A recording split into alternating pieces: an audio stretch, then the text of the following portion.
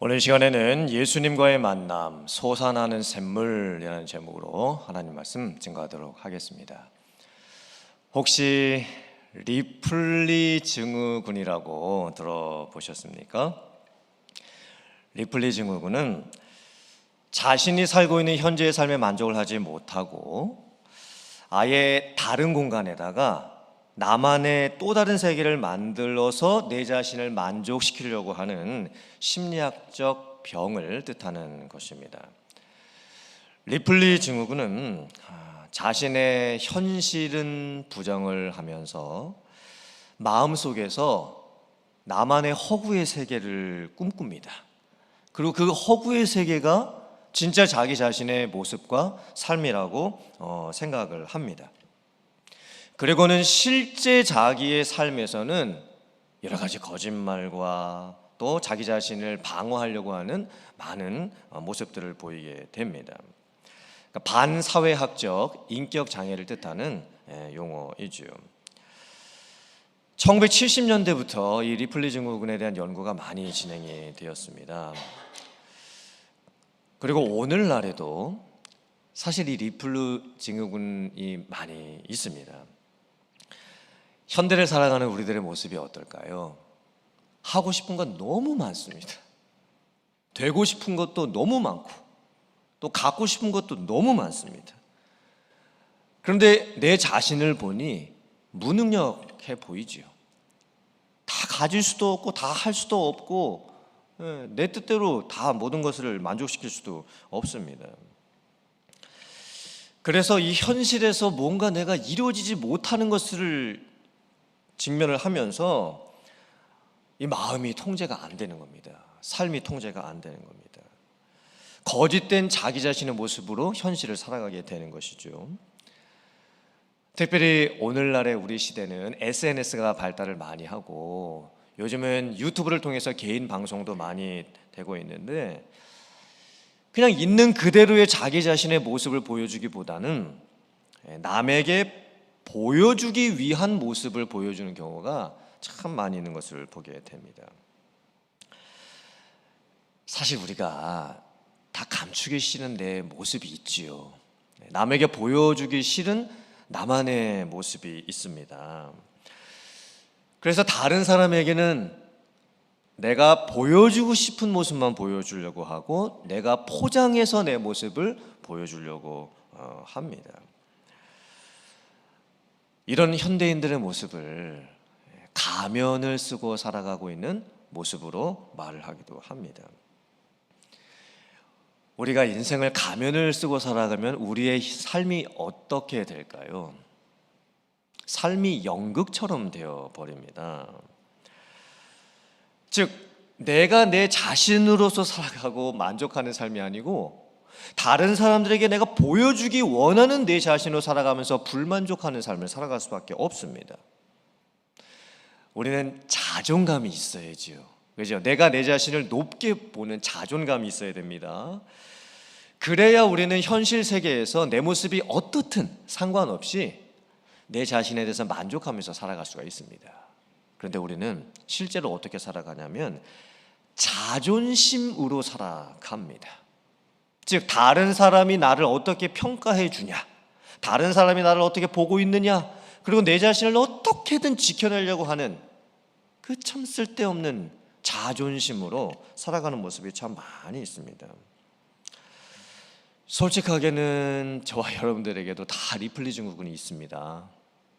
그리고 가면을 쓴 채 살아가고 있는 연극까지는 아니겠지만 남들에게 보여주기 싫어하는 모습은 감춰놓고 남들에게 보여주고 싶은 모습만 보여주면서 살아가는 그런 모습이 저와 여러분들에게도 사실은 다 있습니다.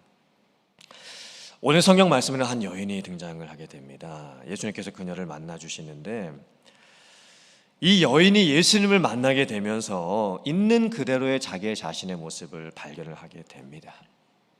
그리고 이 예수님과의 만남을 통해서 감춰두려고 했던, 그리고 뭔가 채워지지 않는 그런 갈증나는 인생에서 예수님을 만남으로 인해서 변화가 되는 인생, 또 메시아를 만나 구원받은 인생으로 바뀌는 그 한 여인이 등장을 하게 됩니다.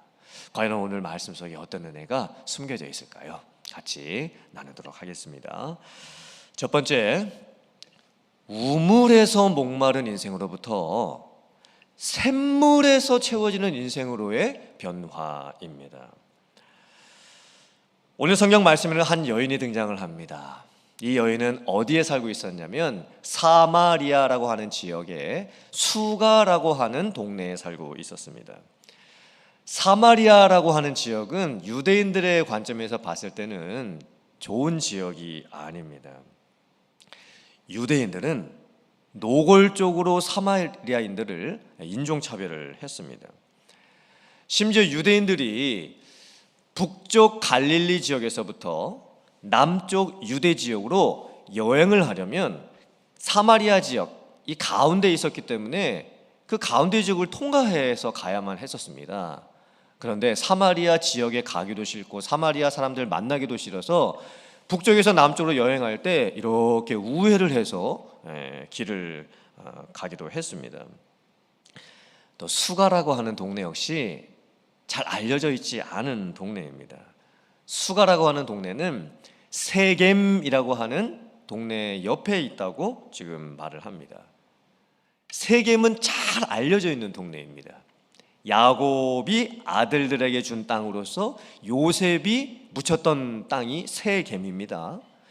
근데 이 여인이 살고 있었던 수가는 이 세겜 옆에 있는 동네, 이 정도로 알려져 있는 아주 작은 동네입니다. 이 여인은 나중에 예수님의 질문에 의해서 밝혀지는 것처럼 좀 남자 문제가 복잡한 분이셨습니다. 과거에 남편이 5이나 있었던 여인이었습니다. 근데 남편이라고 했던 이 헬라어는 남편이라고 번역될 수도 있고 남자라고도 번역이 될 수가 있습니다. 그래서 단순히 이 여인이 과거에 남편이 5명이 있었다는 표현을 5번 결혼했다가 5번 이혼했었는지 아니면 5 남자와 동거하면서 살았는지는 정확하게는 잘 모르겠습니다. 그런데 지금 있는 남편은 네 남편이 아니다라고 하는 것을 보아서 지금은 아마도 다른 남자와 동거를 하고 있는 것 같습니다. 2000년 전에 아직 성문화가 개방되어지지 않았던, 그리고 이스라엘이라고 하는 지극히 엄격한 그런 사회 구조 속에서 살아가면서 이 여인이 이런 과거를 갖고 있다는 것은 정말 좀 드문 일입니다. 여러분, 이 여인의 삶이 어떻겠습니까? 정말 기구한 삶을 살았겠죠. 남들에게 차마 밝힐 수가 없는 독특한 그런 과거의 삶을 살고 있었을 겁니다. 아마도 자기도 원하지 않은 채 여러 가지 안 좋은 일에 연관되는 그런 경우도 많았을 테고, 남들에게 이용당하는 경우도 많았을 테고, 사람들로부터, 특별히 남자들로부터 여러 가지 상처를 많이 받았을 것이 분명합니다. 또 많은 것을 해봤겠죠. 사람도 많이 만나봤고 해보고 싶은 것도 다 해봤는데 텅 비어 있는 것 같은, 뭔가 안 채워지는 것 같은 지금 그런 삶을 이 여인이 살아가고 있습니다. 근데 예수님께서 이 여인을 이제 찾아가시는 거예요. 근데 예수님께서도 굳이 유대인으로서 사마리아 지역에 가실 일이 없습니다. 필요가 없습니다. 이유가 없습니다. 그리고 그 수가라고 하는 동네에 살고 있었던 그 여인, 아무도 모르는 여인입니다. 그런데 예수님께서 계획 가운데 일부러 사마리아 동네를 찾아가십니다. 그리고 예수님께서는 그 여인을 만나게 될 것을 또 아셨겠지요. 사실 여기에서부터 은혜라고 하는 것이 시작되고 있습니다. 사랑받을 자격이 없는 자에게 찾아가 주시는 하나님의 은혜. 지금 이 첫 순간부터 지금 은혜가 지금 시작이 되고 있는 겁니다. 예수님께서 수가라고 하는 동네에 가셨는데 너무 피곤하셨습니다. 그래서 이제 우물가에 가시게 됐는데 한 여인을 만나게 됩니다. 예수님이 말씀하시죠. 나에게 물 한 잔만 주실 수 있겠소? 여인이 대답합니다. 당신은 보아하니 유대인인데 유대인들은 사마리아 사람들과 상종도 안 하려고 하는데 어떻게 당신은 나에게 물을 달라고 하십니까? 첫 만남부터 삐그덕대는 만남입니다. 예수님은 지금 너무나 자연스럽게 다가가십니다. 나에게 물 한 잔만 주시오. 근데 여인이 어떻게 대답합니까? 경계, 의심의 눈초리로 대답을 하는 겁니다. 그때 예수님께서 조금 더 대화를 깊게 가져가시기 시작을 합니다. 만약에 그대가 내가 누구인지 알았더라면 내가 그대에게 생수를 주었을 것입니다. 그랬더니 이 여인이 더 경계의 눈빛이 심해져서 이제는 막 째려보는 눈빛으로 이렇게 말을 합니다. 아니, 당신이 지금 이 우물이 얼마나 깊은지 아시고 말씀하시는 것입니까? 지금 당신한테는 물 기를 그릇도 없는데, 아니 당신께서 어디서 그 물을 나에게 주겠다고 지금 하고 계시는 겁니까? 아이 참, 말도 안 되는 소리 하고 계시네요. 이렇게 지금 대답을 하고 있는 겁니다. 그리고 이 여인이 한술 더 떠서 이렇게까지 또 이야기를 합니다. 제가 지금 여기 지금 물을 기르려고 하는 이 우물은 야곱의 우물입니다. 이 야곱의 우물은 역사가 2000년이나 된 우물입니다. 2000년 전에 야곱이 후손들에게 주었던 우물이었고, 이 우물에서 사람들이 마실 물도 마셨고 또 가축들을 기를 물도 길어서 길렀습니다. 아니 지금 선생님께서 내가 누군지 아냐라고 하셨는데, 그러면 뭐 당신이 야곱보다 더 큰 뭐 그런 정도 되는 사람입니까? 여러분, 이 뉘앙스가 뭡니까? 이제는 의심과 뭐 비아냥과 뭐 궁금증 이런 말로 지금 예수님을 막 쏘아붙이고 있는 상황입니다. 그러니까 지금 예수님께서 물 한 잔만 주시오라고 했던 이야기에서 예수님은 내가 누군지 당신은 아십니까? 라고 의미를 확장시켜 가고 계시면서 이 여인은 전혀 지금 이게 뭔 말을 하고 계시는지 의미 파악조차 못하고 있습니다. 그때 예수님께서 사실 이 정도 되면 대화를 포기할 수가 있죠. 뭐 이런 여인이 다 있나? 라고 하면서 그냥 떠나가실 수도 있죠. 근데 예수님께서 그렇게 안 하십니다. 이제 그 대화의 포인트를 놓치지 아니하시고 영적인 대화를 이어가시기 시작을 합니다. 당신 말이 맞소. 나에게는 우물을 기를 바가지도 없고 또 나는 이 우물에서 물을 길어서 당신에게 줄 수도 없소. 하지만 내가 줄 수 있는 다른 물이 있는데 그 물을 마시는 자는 영원히 목마르지도 않고 그 물을 마시면 사람 속에서 솟아나는 샘물과 같은 그런 영원한 기쁨과 또 놀라운 감사가 있을 것입니다. 이 예수님의 대답은 참 이상한 대답입니다. 좀 동문서답과 같은 대답이고 좀 상황에 맞지 않는 지금 말씀을 또 하고 계시는 거죠. 그때 이 여인이 이제 조금의 호기심을 보이기 시작을 합니다. 지금까지는 경계, 뭐 의심, 뭐 비아냥, 뭐 사나운 눈초리 이런 반응을 보였다가 갑자기 이제 좀 호기심을 갖는 태도로 바뀝니다. 그리고 이렇게 말을 하죠. 주여, 그런 물을 나에게 주셔서 내가 다시는 이 우물에 물을 기르러 오지 않도록 해 주십시오.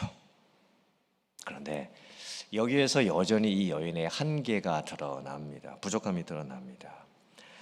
지금 예수님께서는 우물에서 물 한 잔 먹는 이야기에서 시작을 하셔서 영생하도록 솟아나는 샘물에 대한 말씀으로 이거 지금 의미를 바꿔가고 계십니다. 실제 먹는 물에서 뭔가 영생하도록 해주는 다른 영적인 물의 의미로 말씀을 하시는 거예요. 근데 지금 여전히 이 여인은 어떻죠? 여전히 먹는 물, 마시는 물 생각만 하고 있습니다. 그리고 솔직히는 예수님이 아직 누구신지 잘 모르고 이 예수님이 주시겠다고 하는 그 솟아나는 샘물이 무슨 의미인지도 아직 잘 모르고 있습니다. 오늘 말씀을 보면 참 독특한 부분이 있습니다. 그게 무엇이냐면, 자, 실제로 있는 우물이 있죠. 실제 물 떠먹는 우물이 있습니다. 예수님이 언급하시는 솟아나는 샘물이 있습니다. 이 두 단어는 헬라어도 다릅니다. 그리고 의미도 다릅니다. 우물은 헬라어로 프레아르입니다.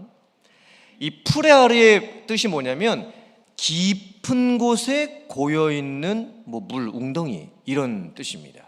심지어는 이 우물이라고 하는 프레아르가 요한계시록에서는 사탄이 갇혀져 있는 깊은 곳에 있는 무저갱, 지옥이라고 하는 상징적 의미로 번역이 됐습니다. 그럼 우리가 떠먹는 물, 사람이 떠먹는 이 우물의 의미가 뭘까요? 일단 우물은 사람이 만든 겁니다. 그렇죠? 이 우물이 이렇게 땅에서 이렇게 솟아나기도 하고 빗물이 땅 속에 이렇게 스며 들어가면서 물이 고이기도 하는 겁니다. 근데 우물 파기가 상당히 어렵습니다. 이 우물이 그냥 파질 수 있는 게 아닙니다. 그리고 우물은 가뭄이 되면 말라버릴 수도 있습니다. 그리고 우물은 마셔도 어차피 또 다시 마셔야 합니다. 그리고 이 우물은요, 진짜 깊은 곳에 있습니다.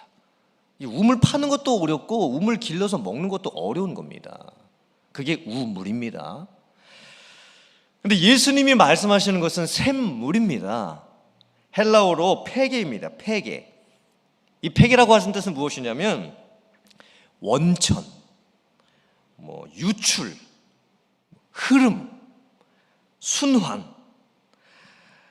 여러분, 이 폐게라고 하는 뜻은요, 아주 근원을 뜻하고 있습니다. 근원. 그리고 이 폐게는요, 샘입니다. 샘. 자연적으로 막 솟아나는 샘입니다. 바위도 뚫고 나오고 땅도 뚫고 나오는 이 샘으로 막 뿜어져 나오는 무엇인가, 이것을 바로 샘이라고 하는 겁니다. 그러니까 정확하게는요, 이 샘물은요, 이렇게 고여 있는 물이 아닙니다. 그러니까 이게 샘물이라고 번역하기보다는요, 물샘이라고 번역을 해야 더 정확한 겁니다. 그러니까 물이 막 솟아서 막 터져 나오는 어떤 샘, 이런 의미로 지금 예수님께서 폐게라고 말씀을 하고 계시는 거예요. 더 놀라운 것은 예수님께서요, 이 폐게가 어디 있다고 말씀하시는 거냐면 땅에 있는 것이 아니고 사람 마음속에 있다고 말씀하고 계시는 겁니다. 이 솟아나는 샘이 사람 안에 있어서 그것이 이 솟아나면서 사람을 만족하게 해준다라고 지금 말씀하고 계시는 거예요. 여러분, 이 우물은요, 이 우물에 가서 길러 먹든 얻어 먹든 사람에게서 나는 것입니다. 돈 주고 사 먹을 수도 있지요. 근데 샘은요, 아닙니다. 샘은요, 근원입니다. 근원. 그리고 그 샘은요, 사람에게 있습니다. 사람 안에. 여러분, 이 샘이 뜻하는 것이 무엇일까요? 지금 예수님께서 내가 너에게 주려고 하는 것은 샘의 물이다, 솟아나는 샘물이다. 이 샘물의 의미가 무엇일까요? 요한계시록 21장 6절 말씀 같이 봉독해 보겠습니다. 시작. 또 내게 말씀하시되 이루었도다. 나는 알파와 오메가요, 처음과 마지막이라. 내가 생명수 샘물을 목마른 자에게 값없이 주리니. 아멘. 예수님은 누구실까요? 처음과 나중이십니다. 알파와 오메가가 되십니다. 세상의 창조주이시면서 세상의 심판자이십니다. 이 의미가 무엇일까요? 예수님은 만물의 주인이십니다. 예수님은 내 생명의 주인이시고, 내 가정의 주인이시고, 내 직장과 내 비즈니스의 주인이시고, 내 돈의 주인이시고, 내 건강의 주인이시고, 내가 가지고 있는 모든 것의 주인이십니다. 그런데 사람들이 그것을 인정을 안 하죠. 자기가 주인인 것처럼 살아갑니다. 그러니 항상 목이 마른 거예요. 그래서 사람이 갈증 나는 인생을 살 수밖에 없는 겁니다. 여러분, 사람이 변화되려면 내가 내 자신을 바꾸는 게 아니라 주인을 바꿔야 됩니다. 내가 모시고 있는 나의 주인이 바뀌어야 사람은 바뀔 수 있습니다. 주인이 안 바뀐 채 내가 나를 아무리 바꿔보려고 해도 사람은 안 바뀝니다. 왜냐? 나를 다스리고 있는, 내가 주인으로 삼고 있는 뭔가가 따로 있기 때문입니다. 예수님이 말씀하시는 거예요. 내가 주인이다. 만물의 주인이다. 생명의 주인이다. 지금 그렇게 말씀하고 계시는 거예요. 그리고 예수님께서 무엇을 주십니까? 생명수 샘물. 역시 이 샘물이라고 번역된 단어는 헬라어로 페게입니다. 정확하게는 헬라어로 이렇게 되어 있습니다. 에크테크 페게스. 그러니까 그 샘으로부터 나오는, 이 샘은요 단 하나의 샘입니다. 그 샘입니다. 여러 가지 많이 있는 샘이 아닙니다. 그 샘으로부터. 이게 샘물의 의미입니다. 그 샘으로부터 생명수, 즉 생명을 주는 물, 구원을 주는 물, 사람을 살리는 물, 갈증이 일어나지 않게 해주는 물, 그 물이 나오는 거예요. 여러분 그 샘이 뭘까요? 그 샘으로부터 생명수가 나오는데, 요한복음 7장 37절부터 39절 말씀 같이 봉독해 보겠습니다. 시작. 명절 끝날 곧 큰 날에 예수께서 서서 외쳐 이르시되 누구든지 목마르거든 내게로 와서 마시라. 나를 믿는 자는 성경의 이름과 같이 그 배에서 생수의 강이 흘러나오리라 하시니, 이는 그를 믿는 자들이 받을 성령을 가리켜 말씀하신 것이라. 예수께서 아직 영광을 받지 않으셨으므로 성령이 아직 그들에게 계시지 아니하시더라. 아멘. 결국 그 샘이 무엇일까요? 성령입니다. 하나님을 믿는 사람, 예수님을 주로 영접하고 고백한 사람에게는 성령이 임합니다. 성령을 받습니다. 성령이 그 안에 계십니다. 성령께서 나와 함께 하십니다. 성령께서 기쁨을 주십니다. 성령께서 내 안에 계시는 샘이 되셔서 내 속에서 솟아나는 구원을, 은혜를, 또 은혜를, 능력을 주는 이 원천이 되어 주십니다. 사람을 살릴 수 있는 가장 근원, 가장 원천, 그것은 성령입니다. 결국에는 예수님께서 사마리아 여인에게 주시겠다고 약속하신 샘물도 성령이고, 오늘날 여러 가지 그 목마른 인생으로 살아가는, 갈증을 만족하지 못하고 살아가고 있는 우리들에게도 샘물은 성령입니다. 여러분들에게 성령께서 주시는 충만함이 있으시기를 간절히 바랍니다. 솟아나는 샘물과 같은 성령의 충만함이 있으셔서 더 이상 목마르지 아니하고 갈급하지 아니한, 충만하고 채워지는, 넘쳐나는, 정말 샘이 솟아나는 것과 같은 그런 삶을 살아가는 여러분들 다 되실 수 있기를 주님의 이름으로 축원합니다. 두 번째, 내 얼굴을 가리고 있는 가면을 벗어버릴 수 있어야 합니다. 예수님과 여인이 만나서 대화를 이어가면서 대화가 점점 깊어져 가고 있습니다. 이제 이 여인의 마음이 어느 정도 좀 열렸습니다. 그리고 저에게도 그런 물을 좀 주시옵소서, 그래서 저의 이 목마르고 맹마른 삶이 좀 해결될 수 있도록 도와주시옵소서, 이렇게 예수님께 간구를 하죠. 그런데 예수님께서 갑자기 충격적인 말씀을 하십니다. 가서 네 남편을 데려오라. 아니, 이건 도대체 무슨 상황입니까? 왜 갑자기 물 얘기하다가 예수님이 또 남편 얘기를 꺼내고 계시는 걸까요? 이 동문서답과 같은 지금 질문이죠. 왜 예수님께서 이런 상황에도 맞지 않는 뜬금없는 말씀을 하고 계실까요? 남편을 데려오라니, 이게 무슨 상황입니까? 그런데 그 여인은 그 의미가 무엇인지 바로 알았습니다. 여인이 뭐라고 즉각 대답합니까? 저는 남편이 없습니다. 이게 무슨 의미입니까? 자기 방어죠. 시침이 뚝 떼는 지금 대답을 하고 있는 겁니다.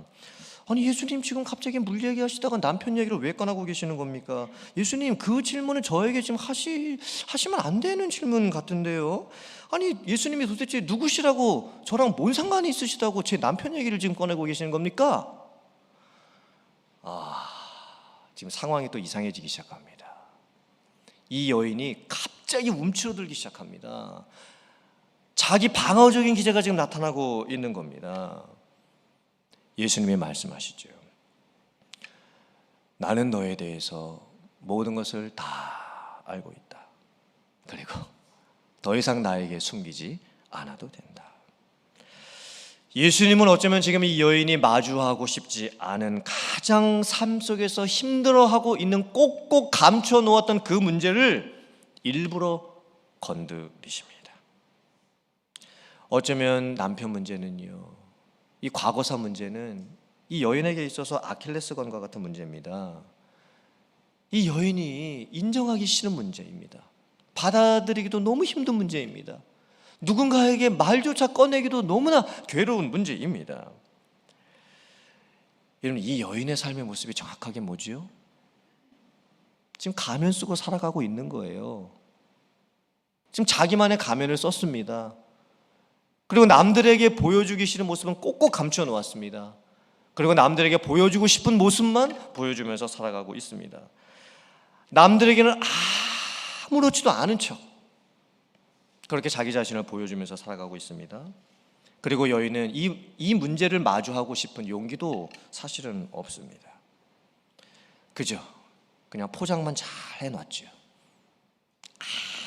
아무에게도 들키지 않게 그 문제를 꼭꼭 숨겨 놓았습니다.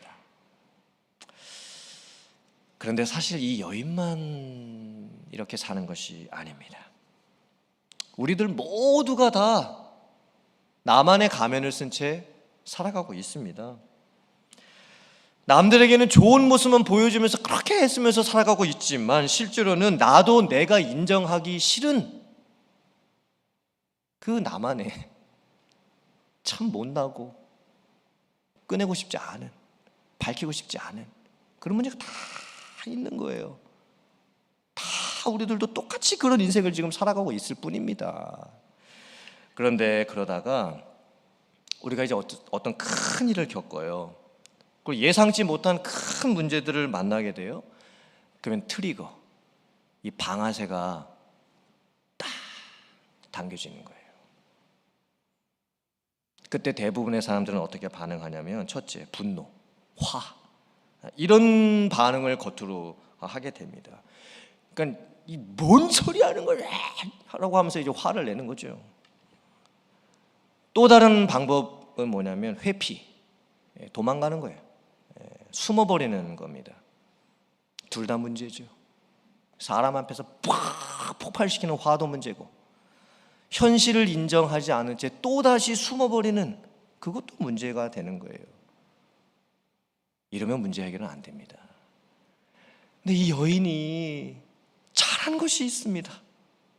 이 여인이 뭘 잘했냐면 예수님이 지금 이 여인이 감추고 싶은, 건드리고 싶지 않은 그 문제를 건드리셨을 때 이 여인이 뭐라고 대답을 하냐면 당신은 정말 선지자이시군요.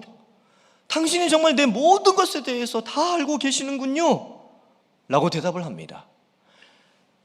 여기에서부터 이 여인의 진정한 변화가 이제 드디어 시작되는 겁니다.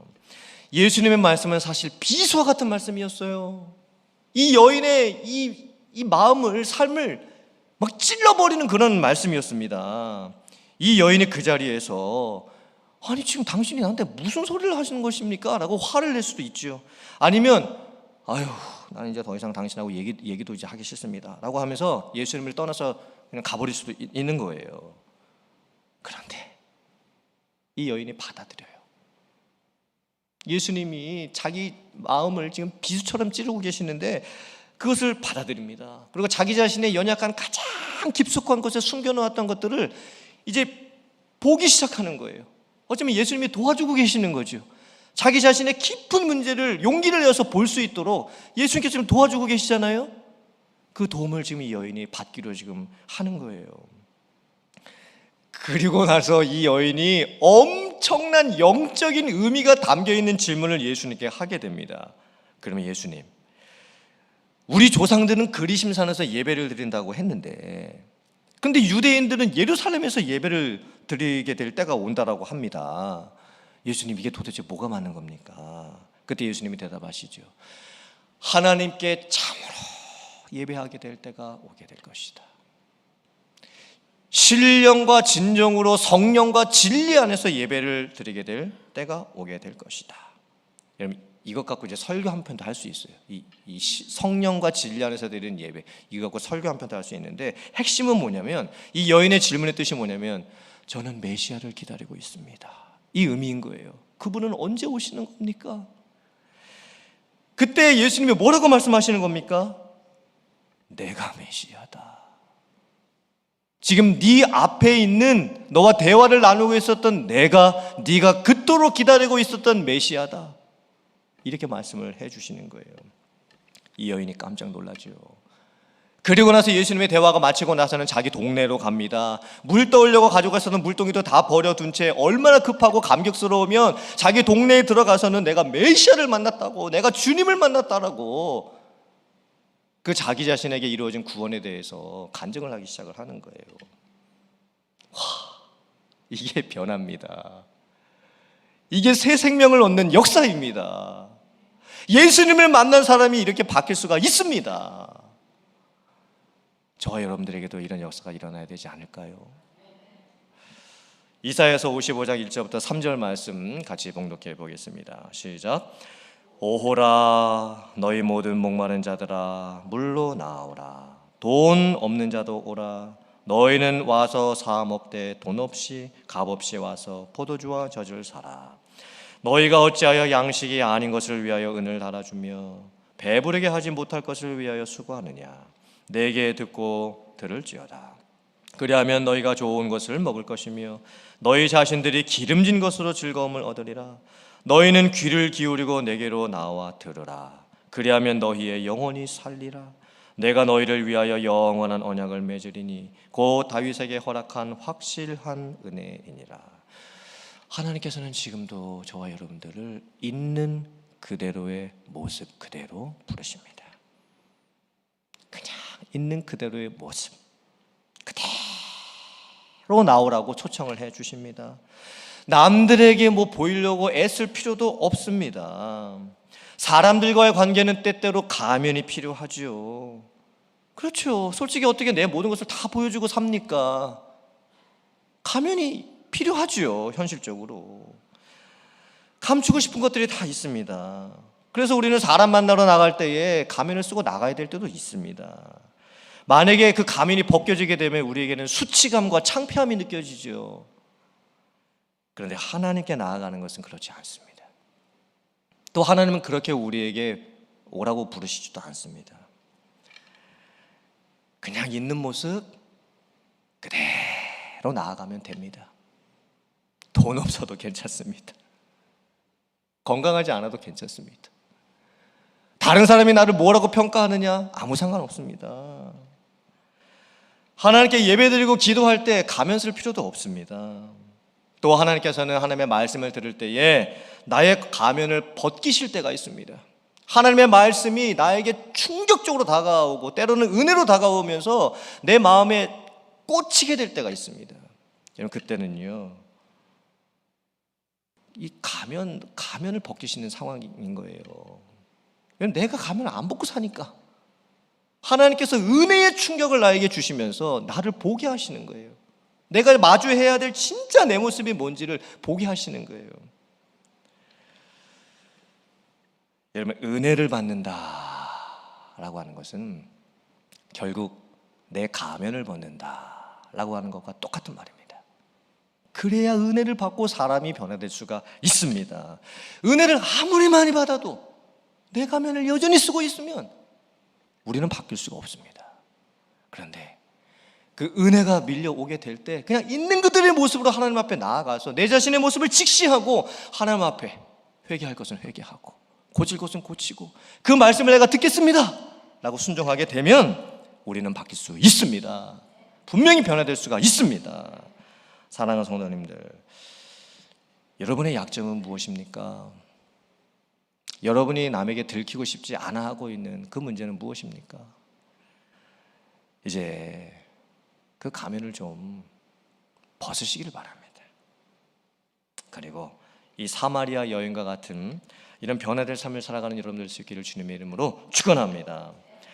우물에서 단순한 목마름을 채우는 인생이 아니라 솟아나는 샘에서 성령이 주시는 기쁨을 누리며 살아갈 수 있는 여러분들 되시기를 주님의 이름으로 축복합니다. 이제 있는 가면, 쓰고 계시는 가면 이제 벗으시고 하나님 앞에 나가서 먼저 은혜를 받고, 은혜를 받으면 가면을 벗을 수 있는 용기가 생겨요. 이제 그 가면도 벗고 사람들과의 관계 속에서도 진실됨으로 대하면서 정말 깊은 만남을 해나갈 수 있는 여러분들 다 되실 수 있기를 주님의 이름으로 축원합니다. 아멘.